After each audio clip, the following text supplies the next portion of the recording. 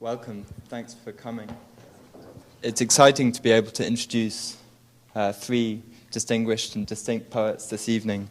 I've been asked to introduce them because it was initially my idea to invite Tom Pickard to come and read in the States on the East Coast, and we were struggling to work out how it would be logistically possible until someone suggested that I speak to Maureen McLane, and almost instantaneously everything became possible, and she put me in touch with many different people who immediately offered their help, and that's a testament to her energy and enthusiasm that this is possible this evening, and that August Kleinzahler offered to read alongside Tom and now Maureen as a gesture of friendship, I think, or something else. You've offered me a great deal of money. Okay, perfect. I'm glad. I didn't personally, but I'm glad that it's coming to you. August is going to read first, so a brief introduction to him and his work. Born in Fort Lee, New Jersey, just across the Hudson, he graduated 88th in a class of 98 students, and later dropped out of college, where he was a major in East Asian studies, to travel and hitchhike around Canada, California, and Mexico. Returning to college at Madison, Wisconsin, he studied with the jazz musician Cecil Taylor, and I'm sorry, I've got that wrong. You do, but it sounds good. Okay, I'll just... You got the principles in believe there. me.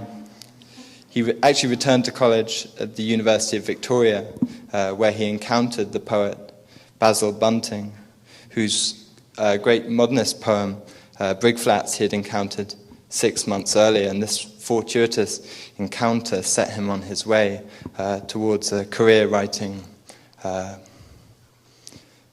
powerful, economical, beautiful poetry, initially influenced by Bunting's work, increasingly distinctive. He said of Brig Flats, it was everything I wanted in poetry. And it's here that his work finds its first affinity with Tom Pickard's work, as I'll describe in a minute. Tom's early encounter with Basil Bunting was equally formative for him. There's a line in August's poem, Retard Spoilage, where, talking about a cityscape full of rubbish and dirt and noise, there has to be a music to it all. And I think this speaks very eloquently to the work that he does in his poetry, to listen to the sounds of modern life, and dispense niceties, refuse to shrink from brutality, not to survey demography, but move with it, listening to the language of the people who inhabit the landscape that he also inhabits. And this is just one of the exciting affinities that he has with Tom's poetry, which we can discuss later on.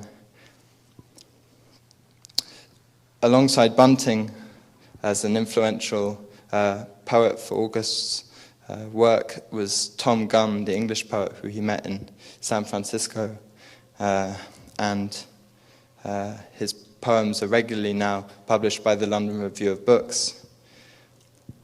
And yet he claims in his Paris Review interview that he is not an Anglophile. But I think this evening it might be productive to think of poetry, or these poets in particular, to be writing a certain kind of transatlantic poetry, and for me that's partly what makes it so exciting to have them together. And in the same Paris Review interview, he mentions a young poet, Maureen McLane, as one of the most talented young poets he knows.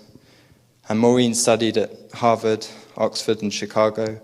She's taught at MIT, the East Harlem poetry project and is now an assistant professor at NYU. Her articles and essays have appeared in numerous national newspapers, and it would be really tedious of me to name all of the prizes and awards she's won and been nominated for.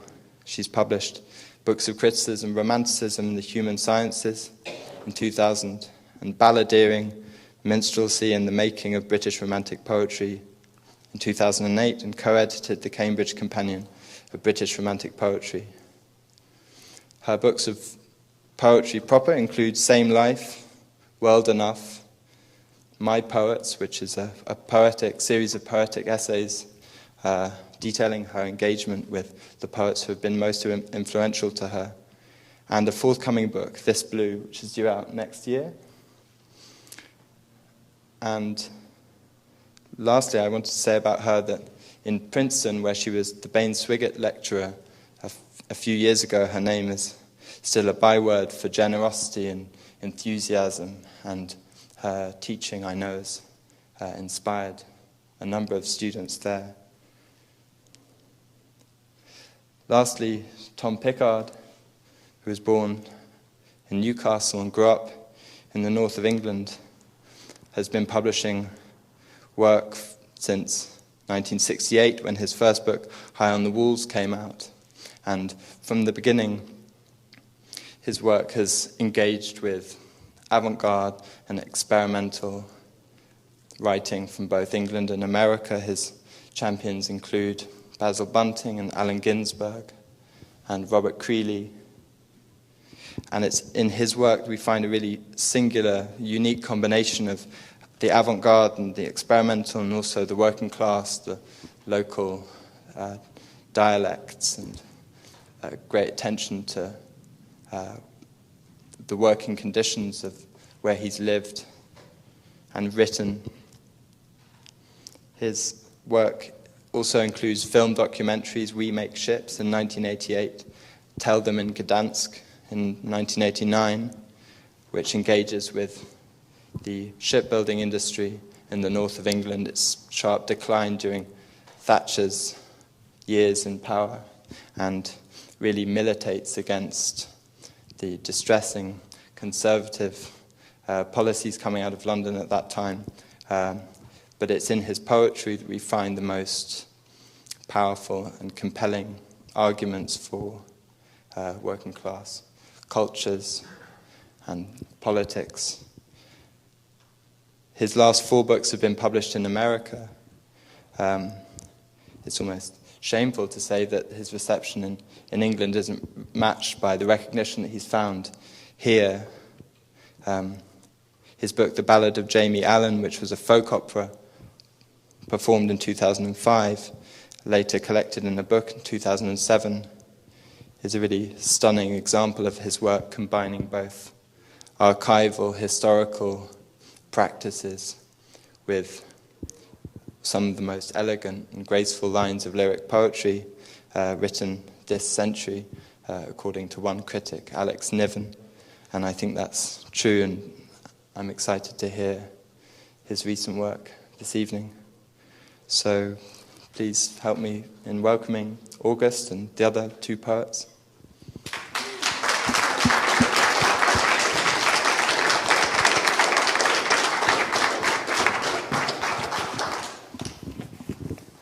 On with the show. Thank you for that very kind introduction, and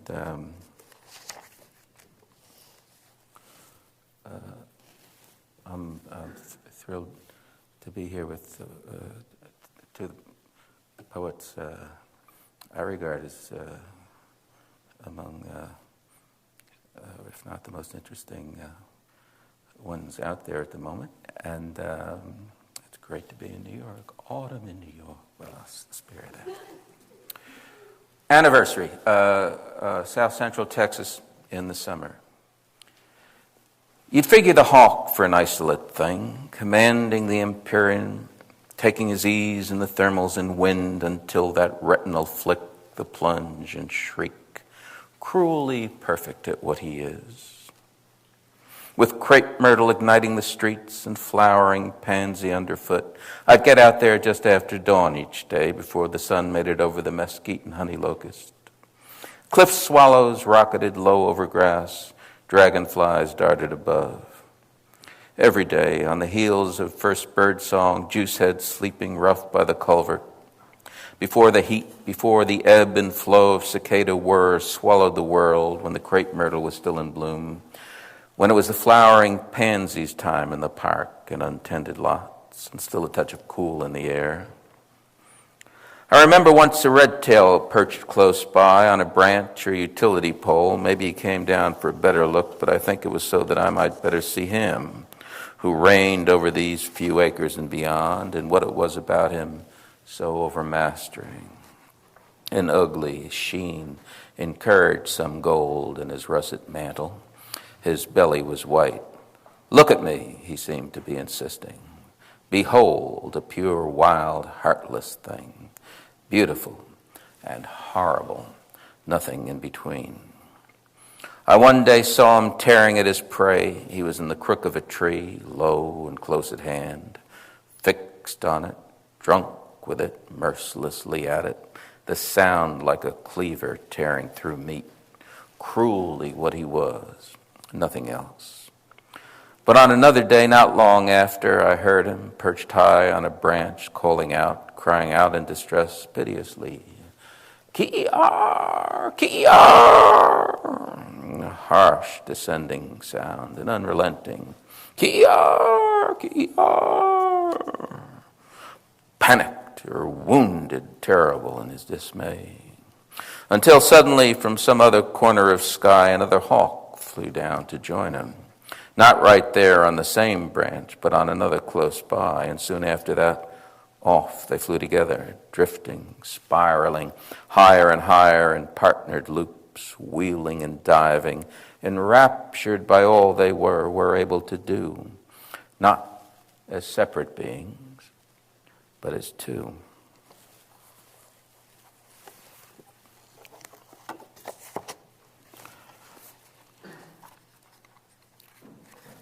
A History of Western Music, chapter 63, Whitney Houston. They follow you around the store, these power ballads, you and the women with their shopping carts filled with eggs, cookies, 90 fluid-ounce containers of antibacterial dishwashing liquid, buffeting you sideways like a punishing wind. You stand almost hypnotized at the rotisserie counter, staring at the braised lamb shanks, the patterns, those tiny coagulated rivulets of fat make, both knees about to go out from under you. "Can I help you, sir?" No, thank you. I'm afraid not. It's mostly the one woman who writes these things, a petite, almost perpetually somber brunette. In her LA studio, undecorated, 2 cats, traffic coming up and down the boulevard outside. Curtains drawn against the unrelenting sun. Because of your unconventional lifestyle, you have been shopping among women your entire life. Young mothers and matrons, almost no other males around except staff and seniors. The old men squinching their eyes, scowling at the prices. What sort of life have you led that you find yourself an adult male of late middle age, about to weep among the avocados and citrus fruits in a vast, overlit room next to a bosomy Cuban grandma with her sparkly, extravagant eyewear? It's good that your parents are no longer alive. It's a simple formula, really, verse, chorus, and don't take too long to get there. Verse, chorus, bridge, solo, if any. Chorus, good chance of key modulation here, really. You get them. Electric keyboard, soaring guitar, likely a string part or two. There's no telling how much that woman is worth. A misunderstood Jewish girl from Van Nuys. How would one go about making love to someone like that? Sitting alone in her studio all day, shades drawn, 2 cats, writing these songs of tortured love, up to the tips of her waders in self-immolation, often keeping at it well into the night. Celine Dion, Cher, Michael Bolton, Faith Hill, Toni Braxton, knocking you back one after another all morning and afternoon, at least until the men arrive after work. I don't know why. Perhaps it has to do with the emotional nature of women. You're breathing all funny, nearly paralyzed. But there's one song they almost never play, and I'll tell you why. It's the one Dolly Parton wrote, not the brunette. But it's not Dolly who's doing the singing. It's the one who just died. Because if they played that one, it wouldn't be just you dying in aisle number 5. All the girls would be dropping like it was sarin gas pouring from the overhead speakers hidden behind the lights.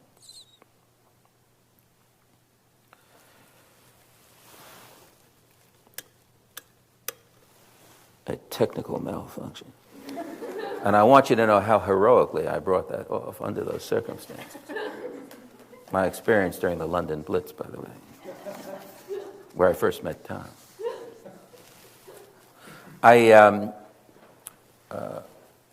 As you were told, I grew up across the...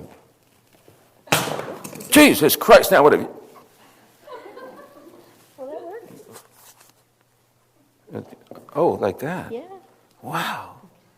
And if it expires my password, it's 2001. Cool, dude. All right. So I grew up across the Hudson, about 20 blocks north. What are we? 21st Street. Yeah, like across 148th Street. I used to come back all the time from travel around and come back. This is 1975. Even the crickets are unnerving me tonight, and the smell of camphor in the warm room, worse still. My woolens will outlast me.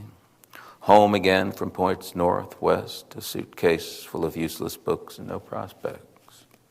There's a folk song that goes like that. Insipid, pathetic, really, without the music. This appears to be a condition I shall not escape, a gravitational field to be suffered through all my days, like some wayward, doomed alien. At least the folks are asleep, getting along in years, they shrug. The shrug means peace. The stomach knows when the clams are bad, or worse. Perhaps that is truly the site for love, or where love takes root finally and sets up shop. I had imagined something much less uncomfortable. The dirty oriole across the Hudson is New York. Jets sink into it. Here on the cliffs opposite, trees whisk themselves. The wind freshens for rain. Even George Washington on the lam from Howe had out here. He ate and ran south. Ask any ghost along the Hackensack. It's late, very late, that I do know. Mother's bought new bed linen for the occasion, described on the package as duck egg blue. So clean and cool, I could be afloat on a lake. This is really cool. Marcy, get me one. Okay. Hollyhocks in the fog. This is San Francisco. Every evening, smoke blows in from the sea smoke, ghost vapor of lost frigates, sunken destroyers. It hangs over the eucalyptus grove, cancels the hills, curls around garbage sacks outside the lesbian bar.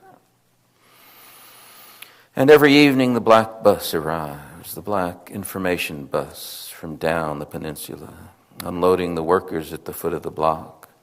They wander off this way and that into the fog, young, impassive, islanded within their tunes.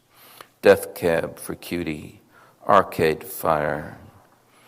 From this distance they seem almost suspended, extirpated, floating creatures of exile as they walk past the Victorian facades and hollyhocks in their fenced-in plots. Red, purple, apricot. Solitary as widows or disgraced metaphysicians. Perhaps they're exhausted, overwhelmed by it all, spidering the endless keywords, web pages, appetite feeding on itself. Frantic genealogists like swarms of killer bees. the countless urgent inquiries, the poor Cathars and the siege of Carcassonne. What can these long ago misfortunes tell us of ourselves, of life? Epinephrine-induced response, Rhine-Duren plus wild pitches plus 1958. Knowledge, a trembling Himalayas of rubble, Huitzilopochtli, chubby checker. But for now they're done till the bus comes again tomorrow. There is nothing further to be known. The fog, like that animate nothingness of Lao Tzu's sacred Tao, has taken over the world, and with night settling in, all that had been, has ever been, is gone. Gone, but for the sound of the wind.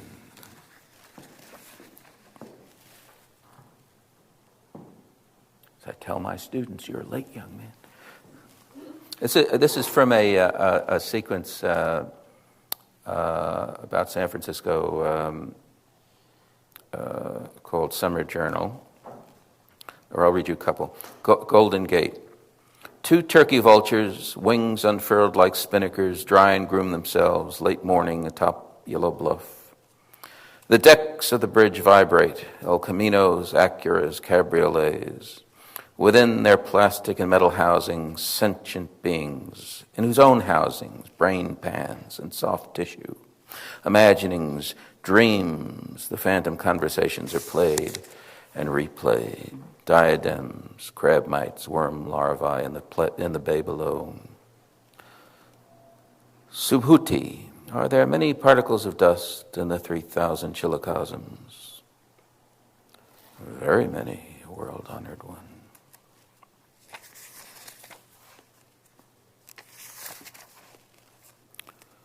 Wind work. The sound of the wind awakens me. I cannot say what time, but in the depths of night I can tell by the absence of street noise. The gusts seem to arrive in sequences of 3, 2 short, 1 long. Violent anapests, the last, the most protracted and fierce, gaining in force over its duration, tossing the big palm's crown of fronds until they crackle, bending back the top of its trunk. The building itself trembles, then a few minutes of calm until the next rush of wind, each sequence more intense than the last until it finally blows itself out. I lie there, struggling to remember a word. It takes a while, but it's not far. As I begin to doze off, it comes to me, as so many things do in this condition of mind. Just the word, not the ice-restoring machine of hockey arenas. I just missed the most critical part, and it's because this thing buzzed and threw me off my thing. I lie there struggling to remember a word. It takes a while, but it's not far. As I begin to doze off, it comes to me, as so many things do in this condition of mind. Zamboni. Just the word, not the ice-restoring machine of hockey arenas or Mr. Zamboni of Paramount, California, and his ungainly, lucrative invention. It was necessary that I find the word. Whatever else happens in the course of the day, the important work has been done. How much time I have left about? I think. Okay. You'll be sorry. The Rapture of Vachel, Lindsay. You can just get the big hook out, The Rapture of Vachel, I'll read it, 78 RPM. The Rapture of Vachel, Lindsay. I am, madam, no beggar, but a peddler of dreams, purveyor of the gospel of beauty, reciter of rhymes. And they regarded him from the shadows of their porches, country women, the sharecropper's wife, woman of the high plains, or their mothers. You've seen the photos. What he wanted was a meal and a kip for the night. This feverish one man, Chautauqua, whose sweat brought to mind the scent of yellow deer, and to deliver unto them exalted verse, Poe, Milton, Swinburne, or his own laughing bells a standby. Or fairy stories where their children on hand. There were. And in return was served a plate of salt pork, more salt than pork, a soup of cloudy, lukewarm water, tallow, wilted greens, and half-raw biscuits. And off he'd go again, as much as 40 miles in a single day, 200 miles in a single week, sowing beauty with his rhymes as Johnny Appleseed sowed orchards. America in every apple, Lindsay. Lindsay of Springfield, Lincoln Springfield with Campbellite fervor, the immersionist's ardor, warbling his canticles under the church of sky for beauty and the love of Jesus Christ, our Savior, ours one. Lindsay, Lindsay, more child than adult, elemental as the Negro or Indian, all impulse and oratory, from mother in Springfield set forth in his bowler hat, the better to catch cherries, or his sombrero to shield his face from the punishing sun, or a flame tie, yellow corduroys, and oilskin sack filled with rhymes. Tremendous clouds overhead, interminable prairie stretching before him. Oh, Florida, chaste Lindsay, treading the venereal soil, the primeval palm swamps and turpentine camps, cassava and watermelon fields, ever too late for dinner and down to his last few peanuts, amidst the profusion of violets, turtles, snakes, and cranes. Stately, plump Waldo scenery, Delius playing on the old Victrola, a doze in his hammock midst the jungle greenery. Hosts of bluebirds, a lustrous bespangled ooze of swamps, Valdosta Macon whistling his way to Barnesville, whistling through the night, crickets and bullfrogs washing up and doing his laundry into the falls at Tallulah. Waving to the chain gang outside Bobcat. Now, son, answer me this. Does a nigger have a soul? Yes, Lindsay tells him. Well, damn, you're the first I ever heard say so. Lake Toxaway, then the scarifying cliffs of Whiteside Mountain, where he heard tell of a dog, this one fella tied to an umbrella and let go. Dog survived. Dog-man friendship? No. Highland, Cashier, Asheville, good barns, and a languid leanness among the men, slanderously attributed to the hookworm. And across the mountains to Tennessee, the seven suspicions hard on his heels, cross logs bridging the streams, hills and scrub choking the horizon as the slum buildings do in Chicago. Lindsay picks a rose outside the town of Frog Pond among a sea of roses, just one, and sticks it in a jar upon a hill. Sarsaparilla and lemonade, Lindsay, St. Francis of the Prairie, Lindsay, marching from Springfield through Kansas, boom lay boom like General William Booth entering heaven, banjos, bass drums, tambourines going in his head all the time as he walked by the hedge fields and orchards, through this landscape which above all others pleased him most on this straight west-going road to the sunset. Along the creeping Arkansas, its course marked by cottonwoods, land green from yesterday's rain and the clouds above patterning all before him like a carpet. Boom lay boom, half wild cattle grazing unbroken prairie sod between alfalfa fields where hovered the lavender haze of fragrant blossom and the busy music of gorging bumblebees. Lindsay in his rapture, barking canticles under the church of sky, waving wheat all around him, wheat the color of the sun, clouds like continents above, prairie at his feet stretching on to eternity, grain elevators disappearing behind him like ships in a geography book until the top of yet another begins to loom in the west. Boom lay, boom lay, boom lay, boom, helping himself to pull taffy in an abandoned farmhouse, with the sweet song of the bird called the Rachel Jane serenading him from the mulberry tree outside the loft window of the barn where he'd been sleeping on alfalfa, soft, fragrant, and clean, eating wild strawberries on the way to Emporia, riding into Pomona on a handcar, likewise to Wellville, where he engaged in picturesque talk with a handful of Mexicans, trading his rhymes for breakfast in Cottonwood, enjoying a good audience for his rhymes in Ellendale, nearly booed off the stage in Newton. Windmills turning on a hill as he approached Spearville, the barley slick and fishy, the oats green and hairy. Lindsay, belonging to one of the leisure classes, that of the rhymer. Dinner in bang-up style at Santa Fe Station. Sends $10 to mother, buys 15 cents worth of figs and Cimarron, barters rhymes for a sandwich and insoles where the druggist refused him ice cream and returned for the same. Sitting down with the rest at Grantwood's dinner for threshers, caught up without warning in John Stuart Curry's spring shower, Lindsay. All the while hoppers at him like hail eating hole through his clothing. Boom lay, boom lay, boom lay, boom. And along the road to the one side of him touring cars with pennants, Knox Roadsters, auto runabouts, a black Hup Yates, Chicago, New York, Emporia, and to the other side approaching on the creosote Soaked tracks, rail tracks, all smoke and rackety fanfare. The United States goes by, Lindsay writes in his notebook. Listen to the iron horns, ripping, racking. Listen to the wise horn, desperate to advise horn. Listen to the fast horn, kill horn, blast horn. And this was the rapture of Vachel, Lindsay, sarsaparilla and lemonade, Lindsay, Mama's petite vache, Lindsay, 3 years before the Great War, Greenwich Village, Illinois, Lindsay, following the Allegheny, cracker and cheese, Lindsay, walking up and down 6th Street in Los Angeles the whole night long, Lindsay, composing the entirety of General William Booth, in his head standing on the shore of San Francisco Bay in despair, ready to throw himself in like Lee Poe into the Yangtze, but sober. Lindsay, beauty in his left hip pocket, chanting Atalanta and Caledon as he tramped through the Rockies, trying to keep warm in his favorite war cry, rah, for Bryant, all the while marveling at the cyclorama, corduroys burst at the knees, sporting a red bandana.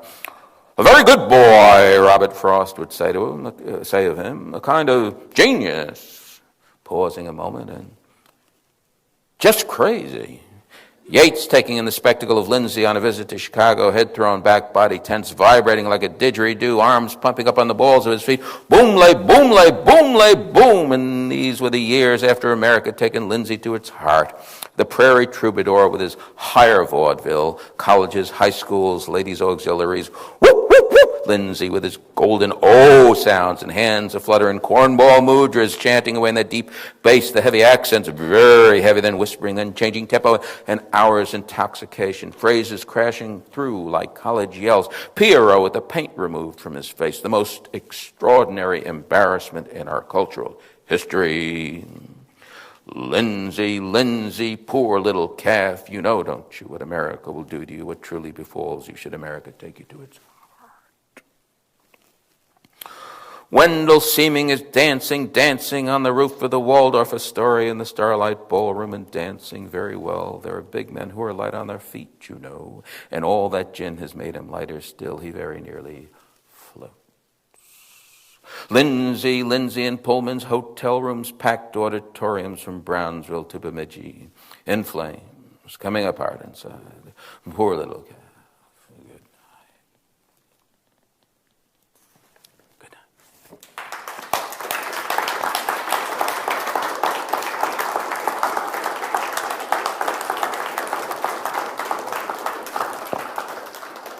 This would not have been possible without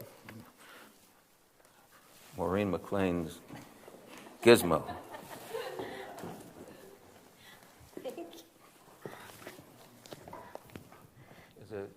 What company produces that? Alas, it's an iPhone.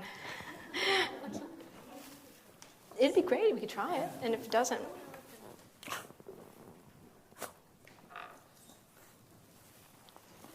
Doesn't well muddle along, or will now begin to muddle. Sure. So I am just thrilled to be here and honored to be reading with August and Tom, Titanic poets, and I want to thank Orlando Reed for spearheading the entire wonderful project of bringing Tom over to the U.S., and Tom is just a wonderful poet and also essayist and video maker, and it's a delight to have him here. And I want to thank as well Eileen Galuli in the Heyman Center, because Eileen had the imagination and the force and the oomph to make this occasion happen and to link us up with people in New York, as well as Orlando's connections at Princeton, and also to thank William Corbett, publisher, poet, essayist, mensch, who actually has published each of us here tonight in other various contexts, and Bill is spearheading Tom's various appearances in Boston. So this is a truly collaborative effort and a delight. And also to thank Eileen's team of Sarah and Nick, who were such wonderful publicists and organizers for us. As I was saying, the sun and the moon and all stars you can name are fantastic. It's not cool to be enthusiastic, not chill to say, hey, there's a fucking sun still shining over every goddamn thing except what happens at night. And even when we don't see it, it's there, the sun, like God, but more palpable, less responsible, though both burn. A turning world is flat until mountains and valleys and axes tilt the models men make. If I say abstract, I don't mean ideal, I mean real. The lids of our eyes are fewer than cats. Still, it bears down on us, brute, beautiful fact. And what stuns is a sun stuck in the sky by no one. A poem, Mesh. Everything in the world has a name if you know it. You know that. The fungus secreting itself from the bark is colt's hoof. The dignity of catalogers bows before code. The thing about elements, they don't want to be split. Every time I collide with your mind, I give off, something happens, we don't know what. Particles, articles, this bit, a bit, digital, simple, vision, fusion, a great vowel shift. I saw the world dissolve in waves, the trees as one with the sun and their shadows. The trees on the shore, the trees in the pond, branch in the mind. The screech of the subway decelerating its knife into the brain of all riders. In the morning, the hummingbird. In the evening, 5 deer. Why should I feel bad about beauty? The postmodernists are all rational and sad, though they mug in zany gear. Everyone knows what is happening. They disagree why and what then. It turns out the world was made for us to mesh.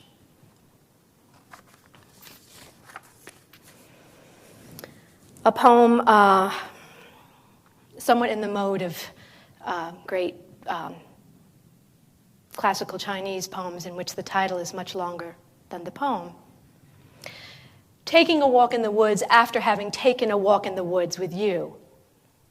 Now I cannot not see the blight everywhere.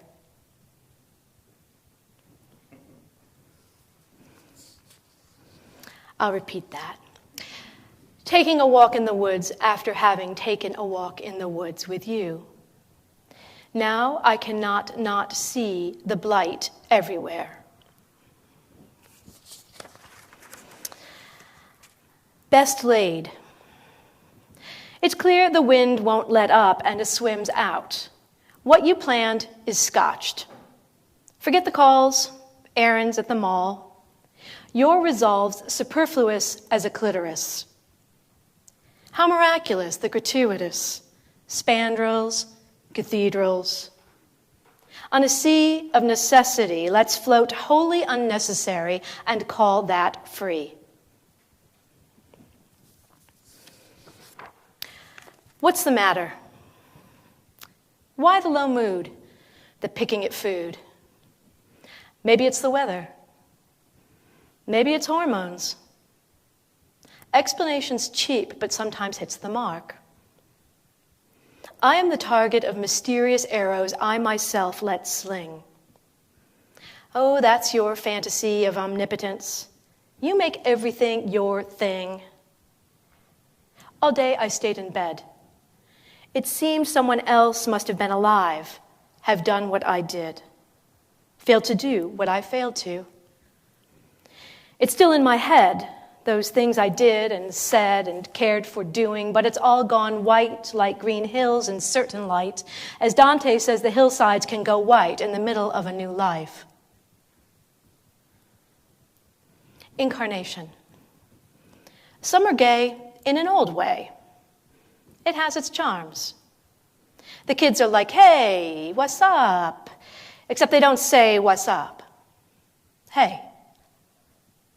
The women with children who are the nonetheless virgins. Mrs. Dalloway. The body a nest of sockets and unplugged cords. The body without organs has finally arrived, its wireless folds almost tangible. Years ago, I wanted to die when you made me feel we were fungible, everything repeatable. Later, I floated like a spirit in a spirit photograph above my life. I shared a skin with my skin. I was in my life, not of. I hovered above. Then I descended, a millennial reincarnation, surprising myself out of that ghost. Carnations grow in sandy soil. You can touch them. Hey. They were not kidding in the 14th century. They were not kidding when they said they were blinded by a vision of love. It was not just a manner of speaking or feeling, though it's hard to say how the dead really felt, harder even than knowing the living. You are so opaque to me. Your brief moments of apparent transparency seem fraudulent windows in a brutalist structure everyone admires. The effort your life requires exhausts me. I am not kidding.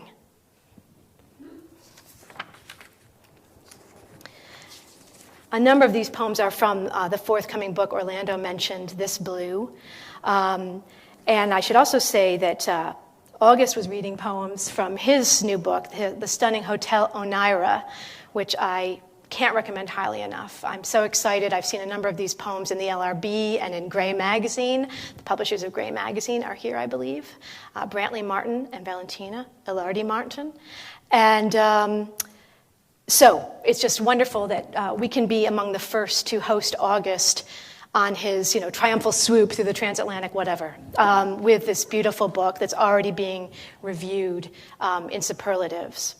And when I was thinking, too, about the privilege of reading with Tom and August, I was thinking about their incredible, refined, and different musics, both in their work and also their large ears. So I chose a number of poems that might have some musical interface. Music theory. The sky was the mood. Children looked freshly. It was important not to tell them about slavery. Someone would. History hurt me into identity, and then a motet clothed me new. There was no way to be without a body and live. Some songs accuse, some forgive, some just go. R&B. The old songs teach you to cry, and when. The new ones are pumping your blood to the sky. More moans than cries. A blue note is waving itself into a melisma. So much feeling spun out of flesh into air. The lobes in the throat become the globe in the club in your mind. Late style nearly obscures the God hidden in a tabernacle beseeched by the seeker for joy. So much obligatory crying and everything wrong in this song.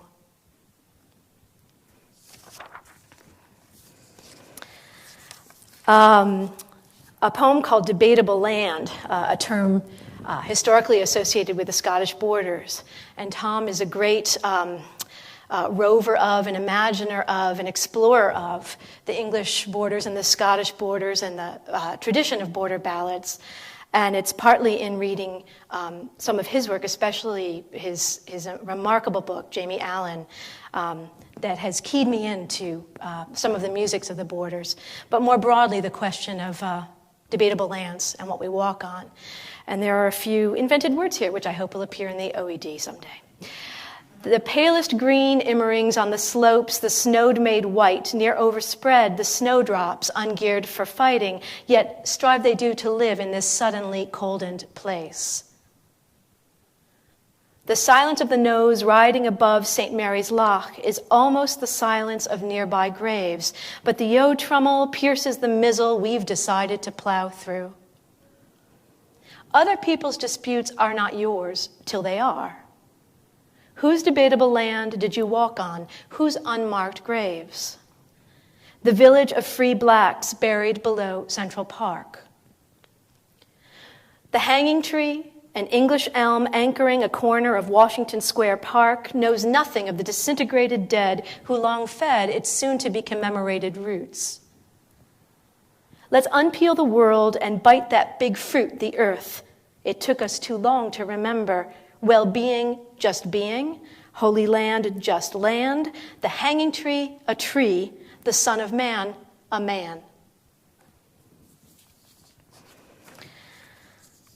And then I thought I'd read you a couple of things from an ongoing project. I had a poem in my first book, a longer poem, a kind of serial poem, called From Ms. N, the Serial. And I thought Ms. N had, seen her earthly reward, but apparently she's returned. So these are 2 episodes from what turns out to be a slightly ongoing serial from Ms. N. One day her sister asked Ms. N to have her baby. This was intriguing. This was frightening, as there had been no babies come through her, and to have a baby not her baby seemed a strong, hard thing to split the body for. Shitting a pumpkin is what a friend of Shulamith Firestone said in the late 60s it was like. This birthing. The midwives were gathering, a sharp-eyed coven prepared to elbow out the doctors, who, after all, have long done harm as much as not. Ms. N's sister didn't quite ask her. It was more a raising of the question. All that summer, she thought along a country road about this thing. Not to the future, but to the fuchsia, she thought, eyeing the dicentra and misremembering Gertrude Stein. Not the past, but the last possible thing. Isn't it strange to think I have a dick in me, the pregnant teen said to her dismayed dad in a short story. More stories these days embrace babies.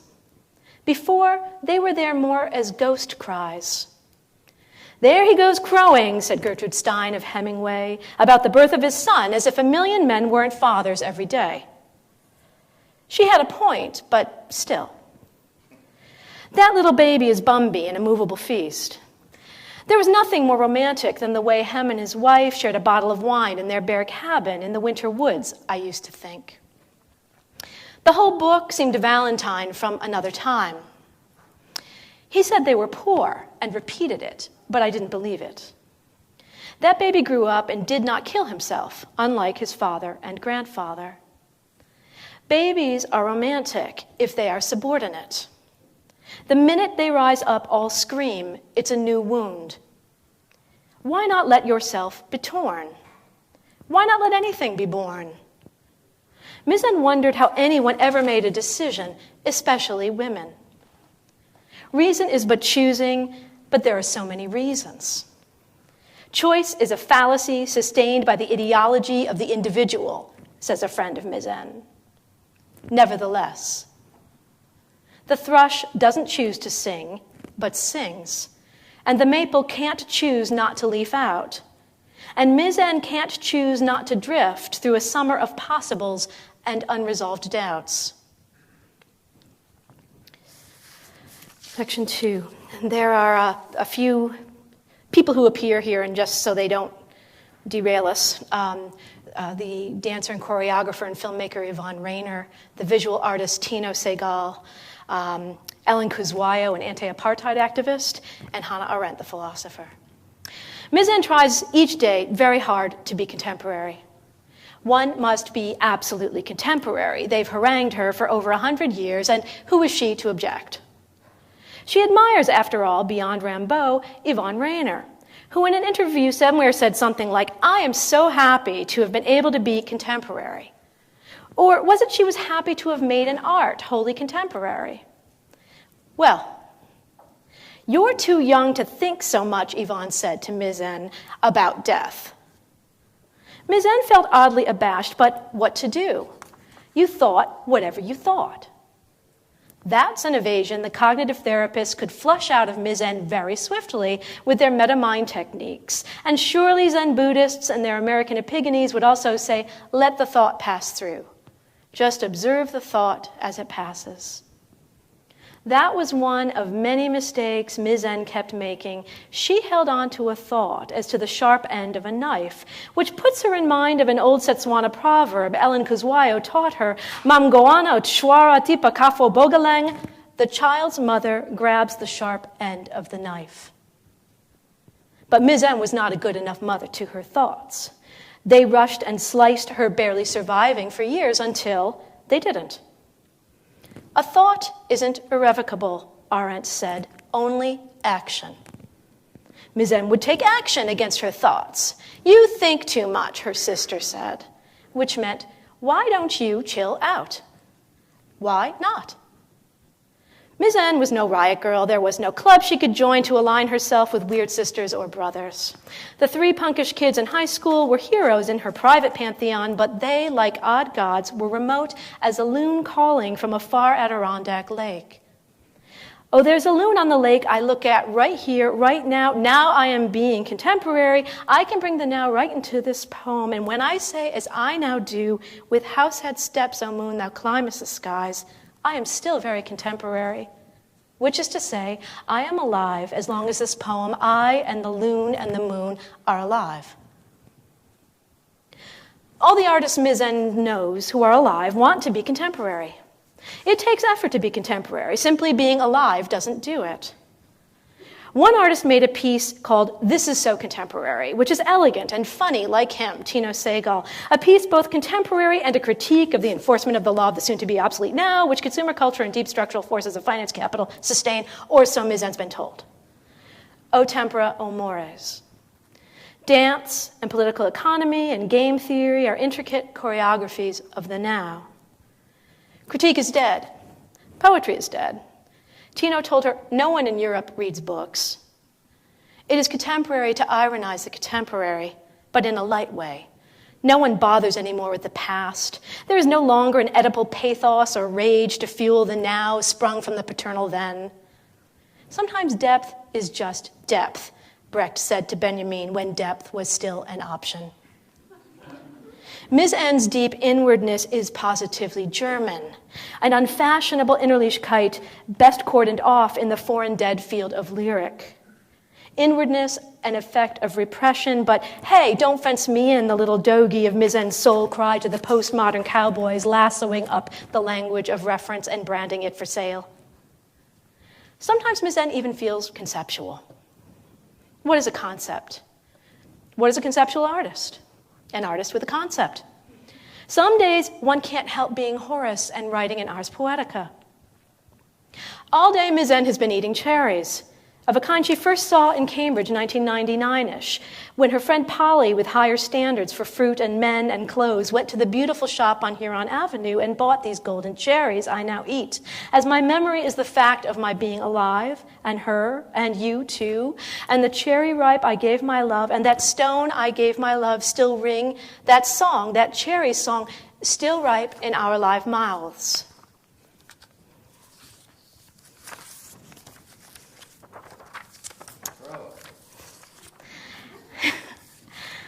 And in the spirit of musics, and gesturing towards future libations, if I can find this poem.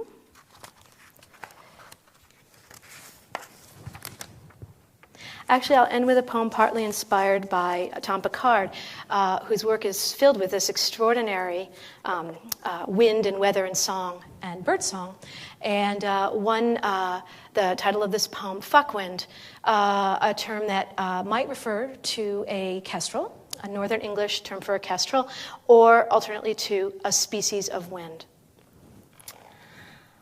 And this poem emerged partly out of thinking about Tom's work, partly of seeing the movie Juno. In the teen comedy, pregnancy was a metaphor for an obstacle and a beginning, and the tears escaped despite our lifelong defenses. As if there'd be no scar.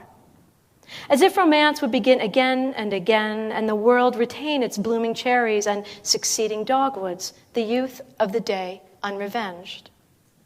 Envy is too little pondered as a human engine, and the future too open is lashed shut by a shuddering wind we take as punishing when it's only the indifferent wind. Imaginary natives attending the world we call local know every taste and ripple of each wind we simply call wind. In my next life, I will come with big eyes and wide ears, and nothing will escape my attention, and all the names will flower on my fluent tongue. Fuck wind. Today I'll say wind is the wind that winds through every sharp breath I'm taken by. Thank you.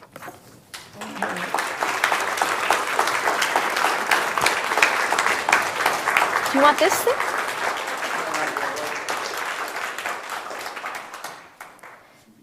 And if you do want the flashlight, it's right here. All right. Okay. Thanks. Eh? Well, maybe I'll read from here. Well, thanks. I'll leave it up here. You can decide. Okay, thanks. Is that yours? Yeah. Well, this feels very much like a family occasion to me. So many friends here, and and I'd like to echo Maureen's thanks to everyone involved for setting this up. We're staying down in the Bowery. Is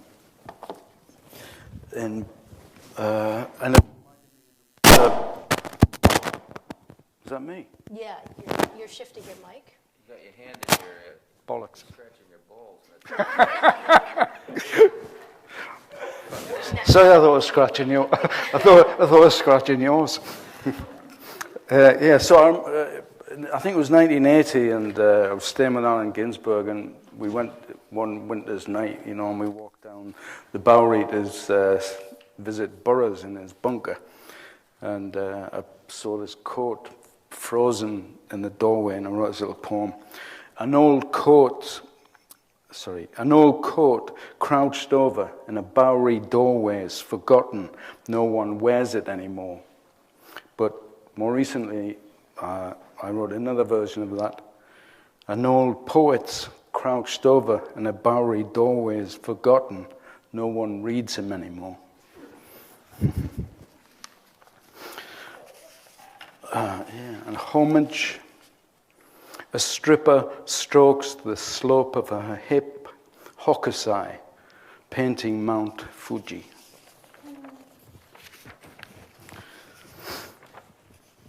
To goad my frigging peers, which is a play on Orwell's The Road to Wigan Pier.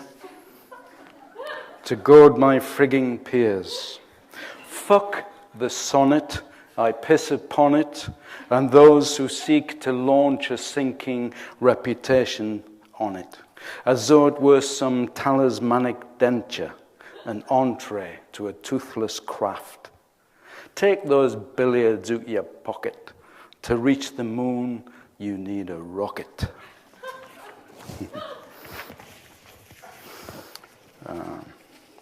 This is I wrote for Bob Creeley. For Bob. The whole sweep of the day. If I were Creeley, I'd know what it meant and make it a poem, but I'm not, and I don't, and I have.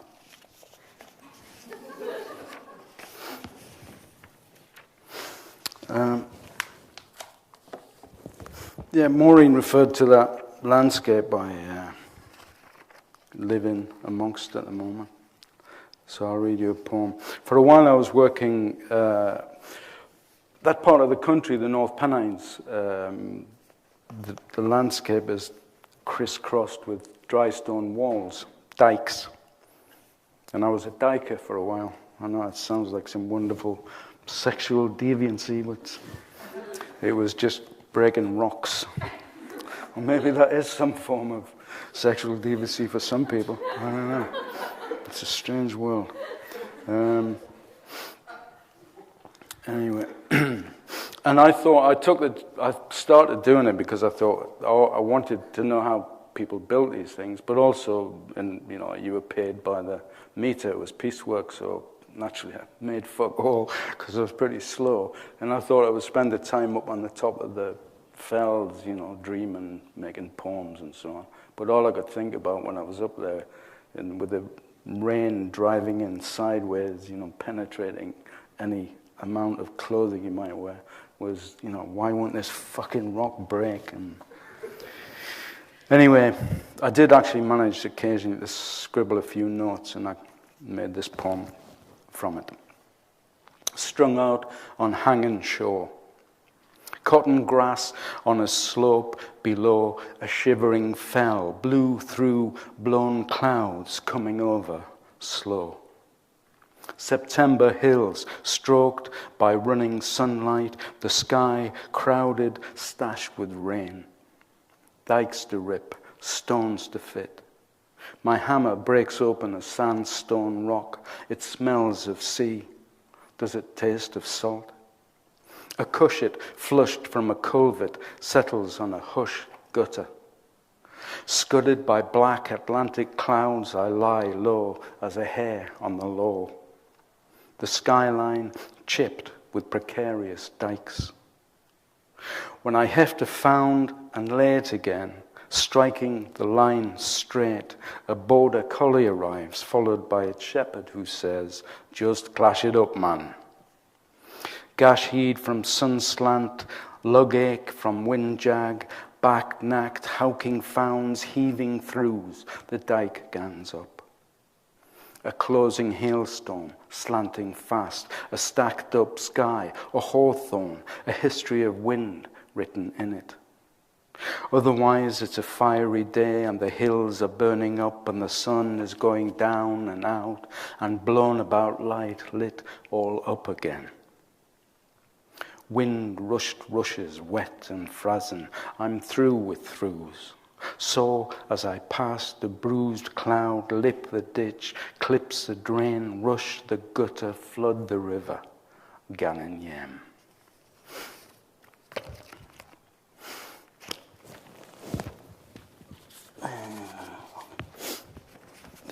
Everything keeps sliding off this.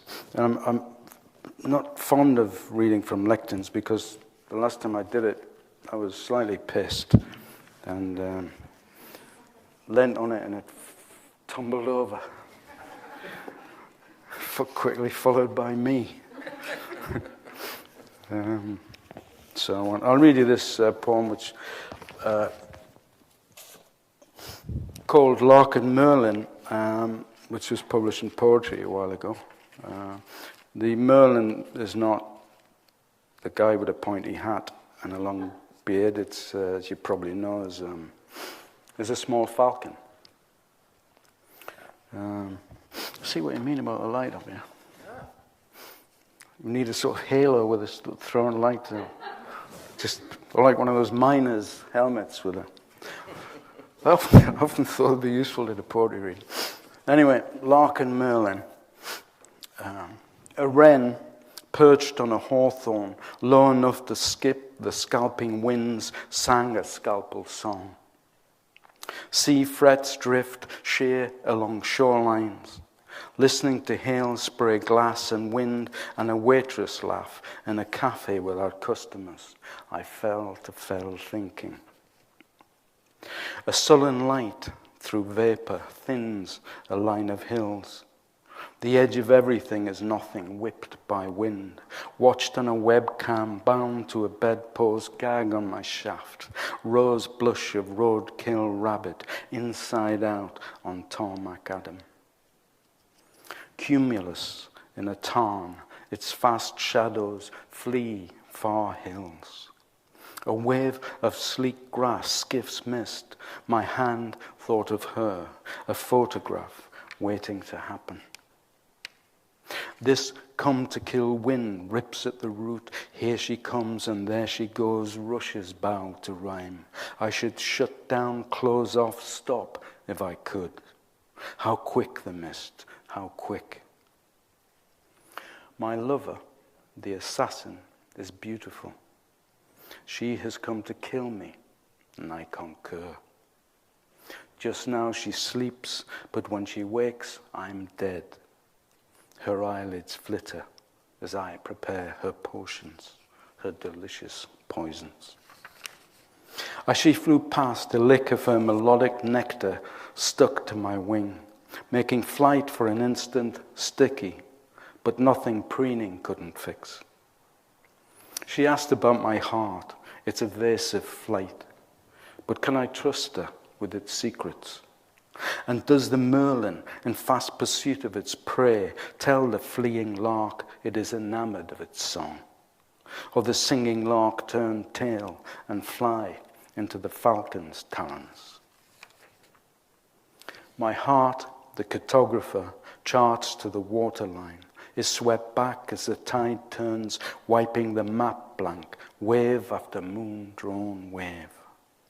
But it beats my heart of its own volition. A lark sings, winds rush reeds. Walking home I stride these tracks with her tread, the blurred thumbprint of a smudge moon.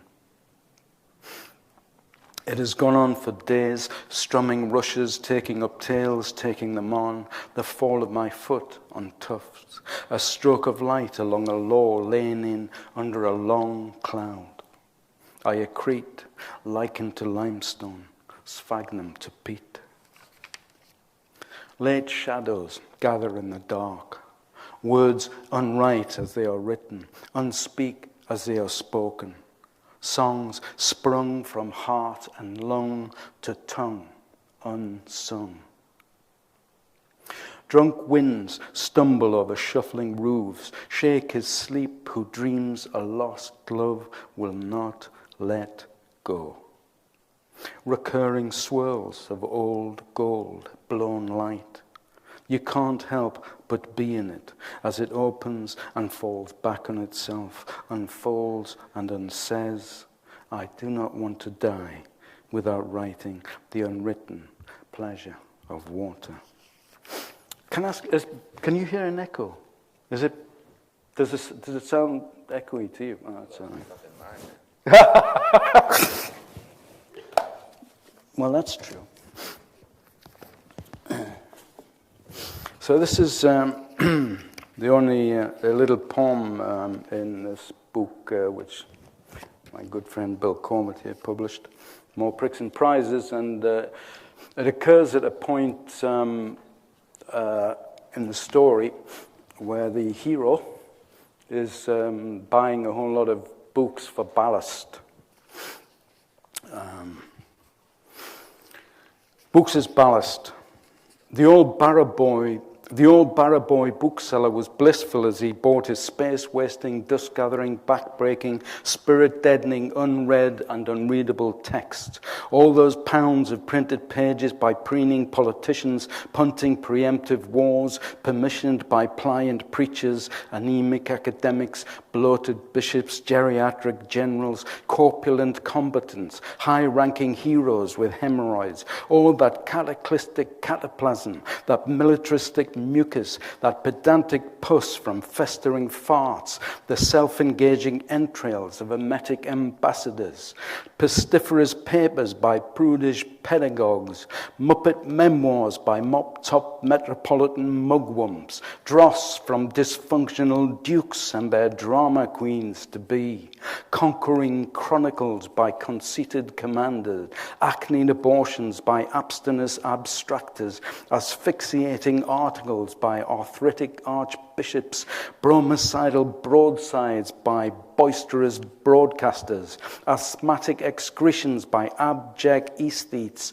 windy waffle from former centre forwards, bird-brained banter by juiced-up journos, celebrity cackle from coked-up, khaki-crammed crackheads, pontificating prime-time poseurs promoting puffed-up personalities, mendacious manuals by manic muff-munching mullers, postmodern pancakes flipped from non-stick pans to stick to the threadbare ceiling of their own gravitas, tit-tat Twitter-twatter of talk show hosts, canting sofa cunts, coughing up chintzy chunder, corporate cant from help self-capitalists, grungy gush for the gullible by gutsy gurus, pathetic prattle by puffed-up pop stars, half-baked, chicken-livered, foul-mouthed chefs with cooked-up confessions, ghost-written garbage by tongue-tied twats, interminable table talk by truculent, talentless tourags, bloated tomes by toady poets who sit in circles blowing prizes up each other's arseholes with straws.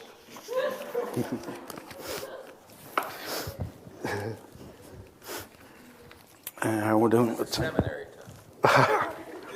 Well, it seemed like it when you were up here. Where are we? Yeah, I read a few poems from the Ballad of Jamie Allen, which was published in Chicago by Flood Editions. Again, much of it looking at that landscape as well, and it's telling the story of this itinerant musician, gypsy musician from the 18th century, who was also a horse thief, as famous as a horse thief as he was for his music. And it was his music which kept him from the gallows, really, much of the time, where because the crimes he committed were capital offences. Though I believe in those days, blowing your nose on the wrong occasion was a capital offence. Okay, this is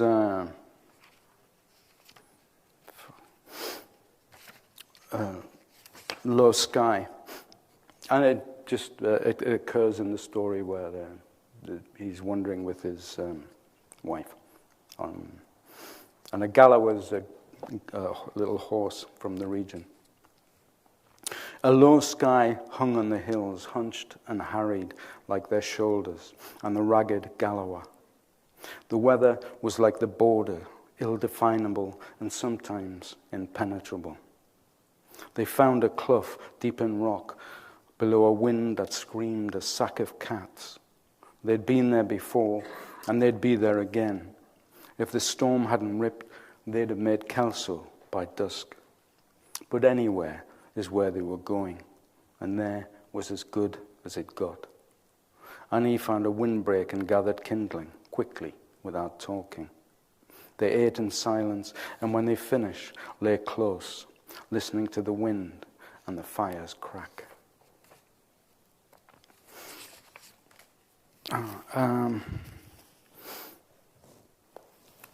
And as winter is coming along,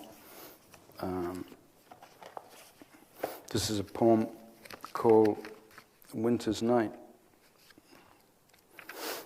If you bear with me while I find it. Here it is.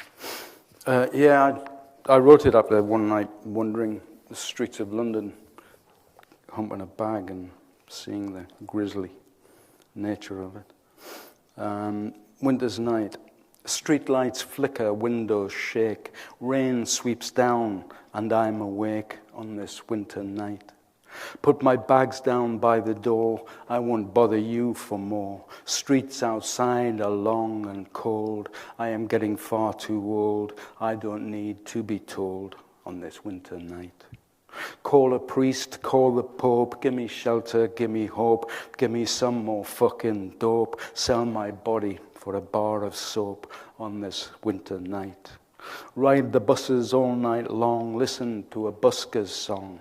He won't be singing it for long on this winter night. Fuck the beggars, fuck the poor, we don't need them anymore. Give me shelter, let me score on this winter night. Let me drink, Lord, let me sleep. I might be poor, but I'm not cheap. Give me snort, give me crack, give me smack, Lord, by the sack, till it breaks my fucking back on this winter night. Street lights flicker, windows shake. I don't want to stay awake. Wind and rain and howling storm, bless the day that I was born. Bottle breaking, bloody dawn, another winter night.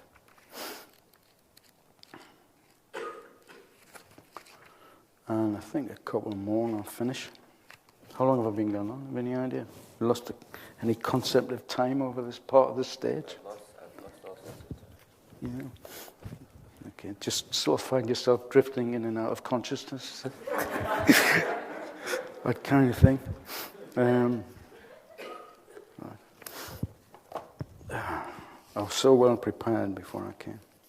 Oh, here we are. And Maureen kindly referred to... I did live for about 10 years on most extraordinary place. In fact, that's it on the cover of the book. Which was a cafe, a biker's cafe, in fact. It's the highest cafe in England. And it's on this escarpment, where there are really ferocious winds. And it was amazing.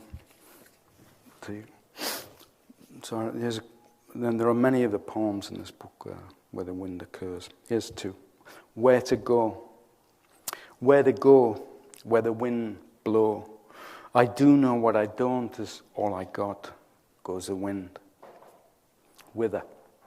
A peacock wind whines, begs in when it will spin, tiger tail, claw, and fang famished. Denial is a river in Egypt. God, I'm easy. A pushover for anyone with wine and a spliff, a condom and a bag. I say no thanks, and half a bottle later, we're on the nest. But we were two halves of an erotic genius till he ditched me for a regular spot on a bar stool who's twice the man he was after 1 year of your home cooking. You have a way of turning toy boys into turkeys, and he's another, fattened for the chop. He grabs your arse in crowded bars, confusing it for one of his slack chins. He has a sudden urge to scratch.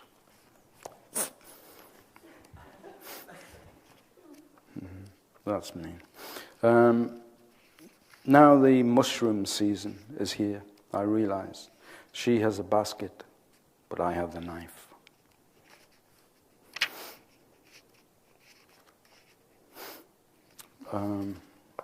Three more short ones. Front. There is something so familiar in what is said, I stop and listen, a traveller's monologue of dark moaning trees, chopped waters, deserted street corners, randomly disturbed light, raised curtains, doors flung open, sudden precipitous avenues, faraway dogs brought near. It is insistent, secures my inner ear. We pick up the old conversation. Neither of us understands. Prelude in blue. A writing is a trail of evidence, tailor-made for trial, or tattooed on membrane, a kind of welding, a matrimonial mirror making maps between synapses. Chopin snarl, you rolling snake of slut. My experience of money is theoretical. Fuck me, I wept a storm.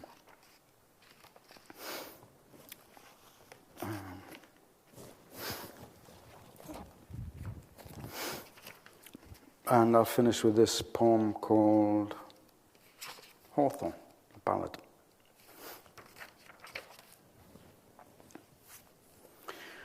There is a hawthorn on a hill, there is a hawthorn growing.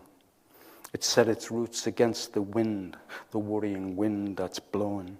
Its berries are red, its blossoms so white, I thought that it was snowing. There is a hawthorn by a wall that looks down to the valley. Its berries are red, its thorns are sharp. It's where we said we'd marry. Its berries are red, its blossom is white, and the hail makes sharp weather. Without her now, I'll make my bed in the bleeding heather. Come with me, oh come with me, my darling. The berries are red, the thorns are sharp, and the corbies are crying. Don't send me out, don't cut me down, don't exile me, my darling. The thorns turn red, kill the blossom dead, and the tethered wind is snarling. There is a hawthorn by a wall that looks down to the valley. Its berries are red, its thorns are sharp, it's where we said we'd marry. Its berries are red, its blossom is white, and the hail makes sharp weather. Without her now, I'll make my bed in the bleeding heather. Thanks for coming, if you did.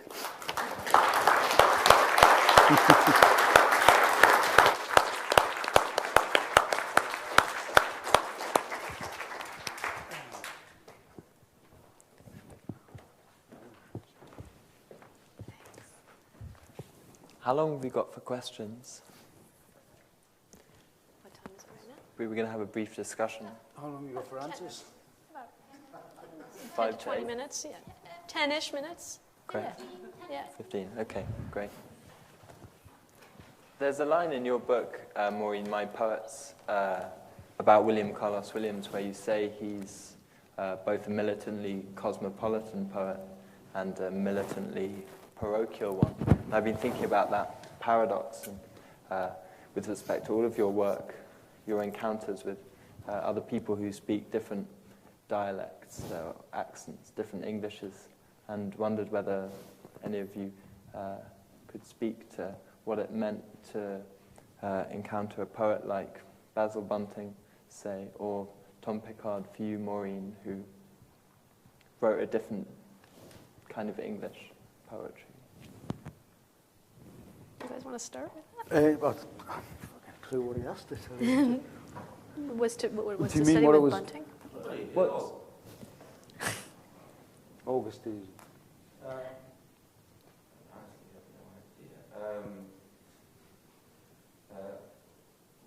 Williams was very interested in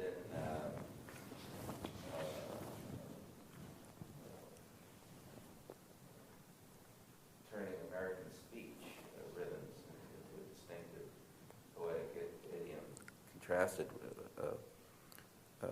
with the traditional historical British poetic idiom, and which is why he hated Eliot, among other reasons.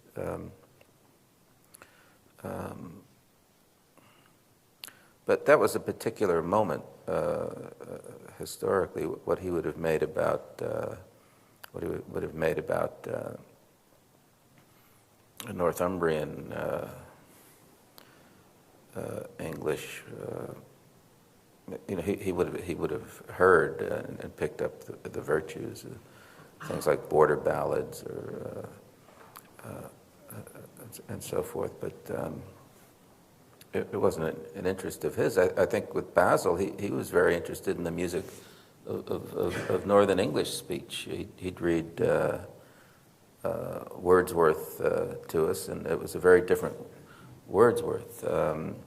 And he felt that Southerns mauled Wordsworth, didn't understand him, and so forth. And he had I mean, they had a lot of things going on, but those are a couple of things. But finally, it's there's Irish, there's the music of Irish poetry, and the music of poetry where you don't, in foreign languages where you don't really know what the words mean, but you can feel, as Bunting always insisted, what's going on by the sound. And I haven't elucidated anything whatsoever. You're a scholar. He also said, I mean, he that there was no standard English until the Empire anyway. It was a language. Mm-hmm. Queen's English was an instrument of the imperial moment. Well, can I ask you then, because you ran a poetry reading series at the Morden Tower in Newcastle in the 60s and invited poets like Ed Dawn from America, some of the really exciting emerging avant-garde poets, to come to Newcastle. What was it like encountering those poets coming from America? That was great because, I mean, I suppose because there's so many, because British class division was so pronounced. And if you had an accent, a Geordie accent, but from anywhere in the country really, outside the metropolis, or it seemed like a very middle class, or environment. So American writers, especially those following on from William Carlos Williams' idea about writing, with an American speech, which wasn't kind of bound in class. It just felt natural to hear Dawn or Creeley or Ginsberg or anybody. And also, I suppose the beats followed on from Carlos Williams too. I mean, and took up his ideas and using kind of American language and street language too, and it was like outrageous and attractive and at the same time liberating, because there was just one less hoop in the sense you had to jump through to. And of course, because Basil Bunting was, from the very beginning in the Morden Tower, he was the second poet to read there, pretty much. And thereafter, he was the daddy for us there. And the poets that were coming through, I remember Robert Creeley was on a tour. He had a book published by Calder in Britain. And he was just running through, and we invited him to the tower, and he said, oh, by the way, and he mentioned, I said, let's go and meet Basil, and he was really delighted and surprised, because he'd tried to, on his tour through England, various universities, he'd asked about Bunting, because he knew of his work, but nobody in Britain and academia was aware of it, or very few people, I think 2 at the encounter, but certainly no one knew where he was, or whether he lived or not. So that sparked something, and a lot of those poets associated with the Black Mountain movement were very familiar with Bunting's work. So in a sense, we'd sort of bypassed the metropolis in that way, and the direction it went in after that was very natural and comfortable and felt right. And Maureen, you've worked a lot with the British Romantic poets and the ballad traditions from England. Has that been generative for you, working at a distance? You studied for a time in Oxford, so I suppose you may have visited those areas or experienced proximity with. Yeah, I think there's a way in which certain things might always, you're receiving them with a different apparatus. I remember going to some readings in Oxford just out of curiosity. I didn't really have a sense of, who might be interesting to hear. I wasn't, and I could find no point of entry into the things I was hearing, and I found it really opaque. It's also true that I often found that at American poetry readings. So, but I did feel, one thing, it did seem to me, this would have been in the late 80s and early 90s, it still seemed to me much more, a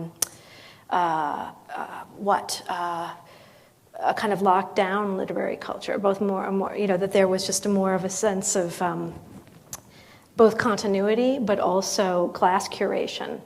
Then, I was exposed, for example, by Bill Corbett to an incredible range of American poetries, and there were so many lively debates, both historical and current, that forced, as a 17-year-old, I thought poetry meant Yeats and Keats, and of course it still does, but that's not the only thing it means. And so I feel like there are many vibrations in the ether, and some of them you unconsciously move to and process, and they make up your inner grid.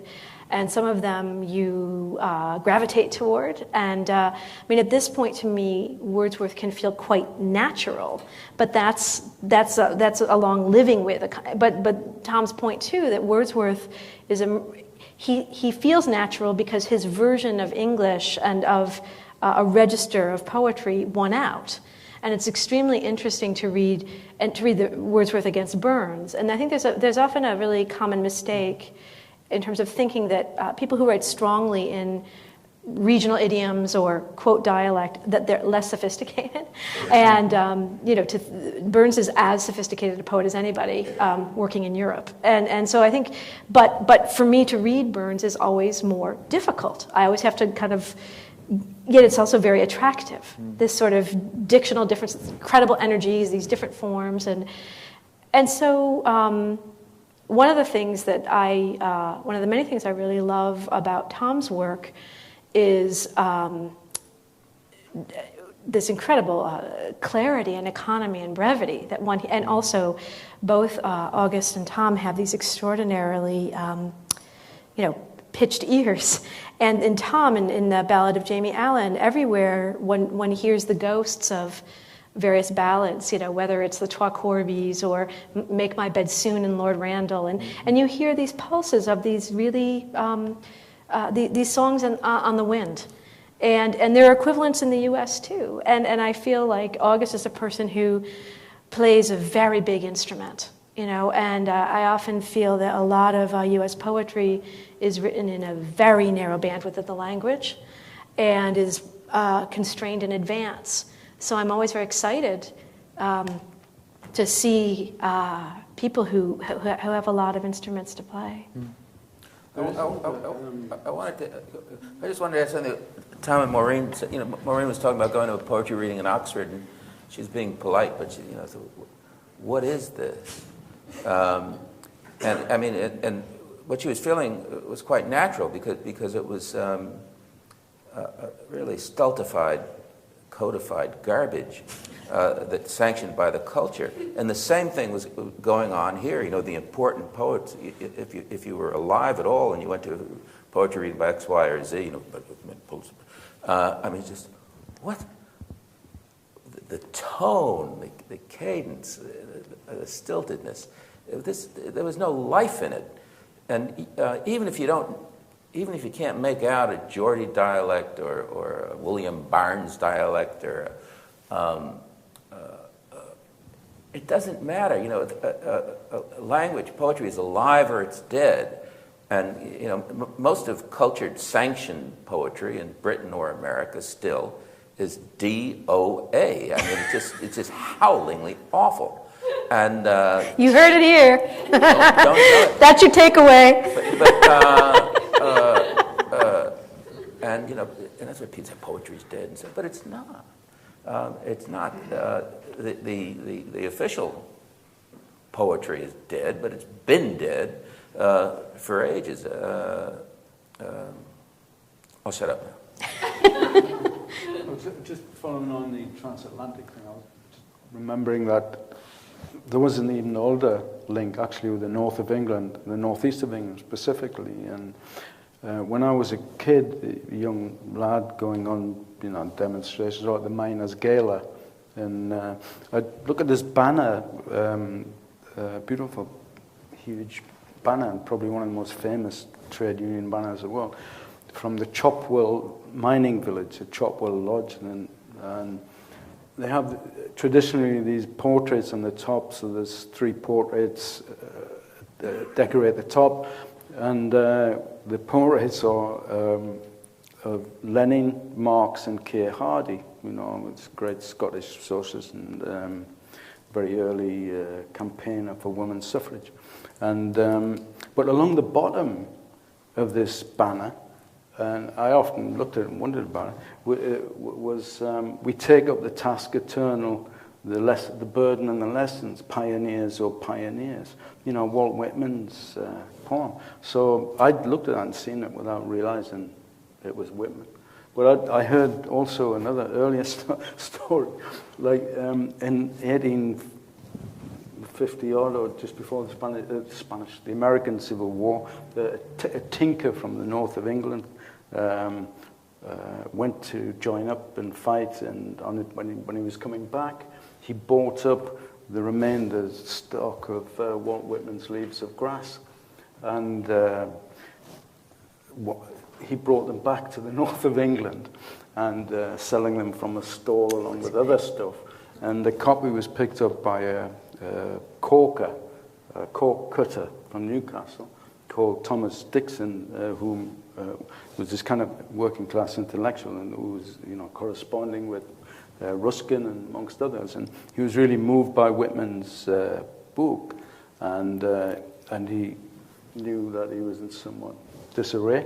And he sent copies to Ruskin, to Burne-Jones, and to Dante Gabriel Rossetti, who raised funds to send to Whitman. Fantastic. So we claimed back up in the northeast. So that's a kind of connection that came to light fairly recently for me. That's great. So that made sense for us, as well. You were talking the other day about the sound of the estuaries, in Cumbria where you live, the sound of the curlews. And I wondered whether it would be possible to talk about poetry as a way of making that kind of local, detailed, the sound of the landscape, comprehensible to the widest possible audience, whether you think about those questions of local and international in the same way that there are those implications for the Whitman poem and the context for that, the original writing of those lines to be radically expanded and reused elsewhere. Do you mean, am I writing political slogans? Yeah, you just don't know For it yet. curlews. Yeah, maybe. Yeah. I don't think the local language matters much at all. I mean, much of August, you said some of those poems, British people wouldn't recognise and other Englishes wouldn't recognise the products in the poem about the Whitney Houston, for instance. But it works magnificently, as a poem. No, I think not really. I don't think it matters. I do use dialect words as often as I can, really, both as a sort of political thing, but also because they're more suitable to sonically, musically they work better, and I think it's not that difficult to figure it out. No, so. I think this is a moment where we pause amongst ourselves, but thank you for coming, and there are some books for sale, and Yeah, and thanks again, Eileen, Sarah, and Nick. Yeah, cool. oh, sure.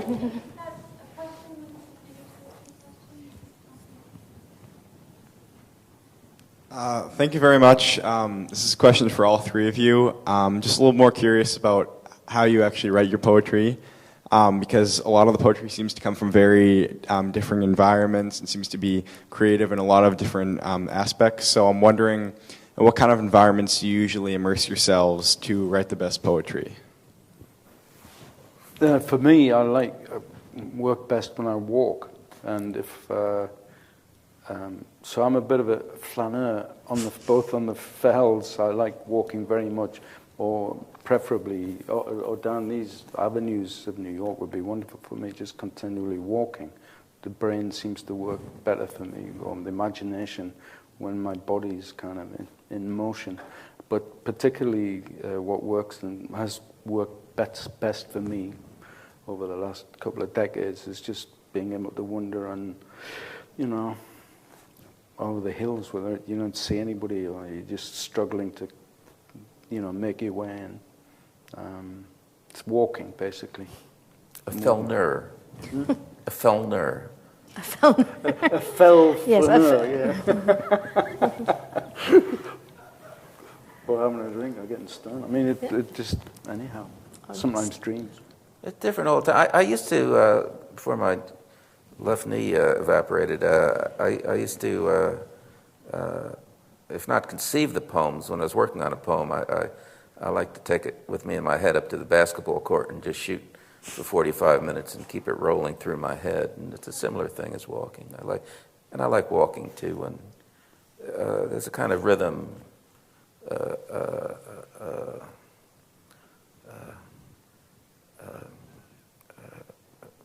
What do you call it? A bass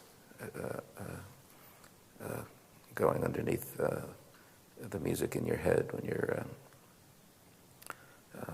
moving around. I've certainly enjoyed that experience. Ground-based. You're both like Wordsworth, composing while walking. I keep jottings and notebooks just in sort of fits of unconsciousness, but then if something is simmering, it is often walking or canoeing or something rhythmic. And if I am actively working on it, I know it's live. And, that's a way it confirms itself to me.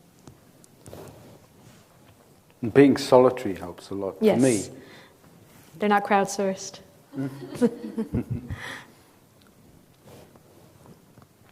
Don't be shy. This is a chance of a lifetime. You'll hate yourself 5 years from now.